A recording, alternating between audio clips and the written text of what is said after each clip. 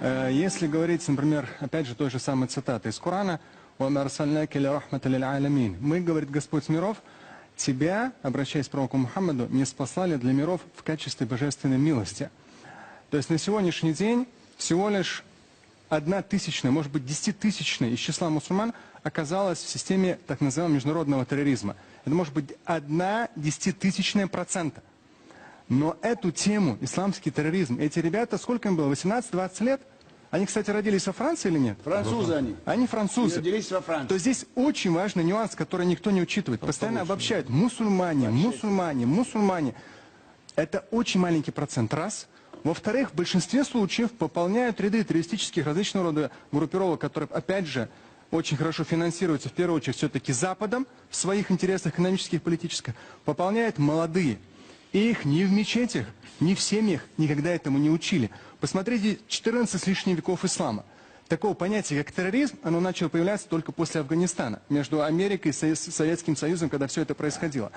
В исламе такого не было. С точки зрения, то есть самое большое оскорбление для мусульман, есть то, что вот эту всю грязь, может быть даже, да, мусульмане 1,5 миллиарда почти отвечают как бы за этот 0,0 там, 10-тысячную% из их числа, но в большинстве своем это люди, которых воспитало сегодняшнее телевидение, французское в том числе, где постоянно говорилось исламский терроризм.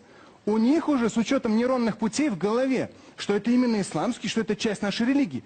Но, я вам говорю, мне самому 41 год, и я сам по национальности татарин. 27 лет я религиозно практикующий.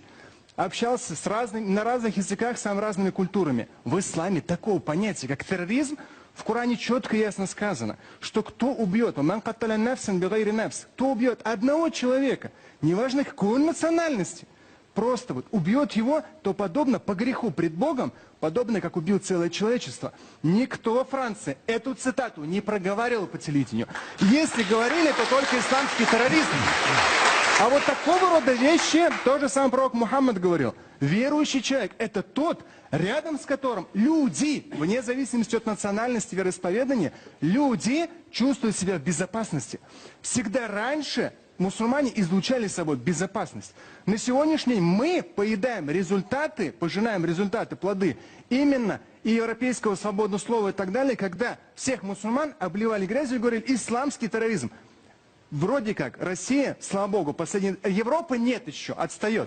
Россия начала разделять последние 3 года. Вот это преступление, а вот это религия. С точки зрения, опять же, подчеркну последнее, религии, то же самое аят в Коране. Больше чем уверен, что во Франции ни разу нигде это не цитировали, чтобы воспитывать своих мусульманских французов. В Коране четко сказано, друг другу помогаете в бир.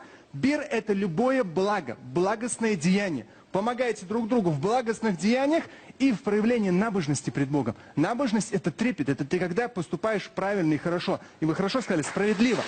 Но справедливо не с точки зрения преступлений, а с точки зрения благочестия.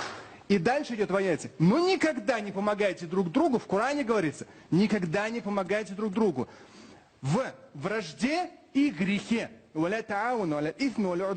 Во вражде и в грехе никогда друг другу не помогайте. Вы это по телевидению в СМИ, наверняка в европейских.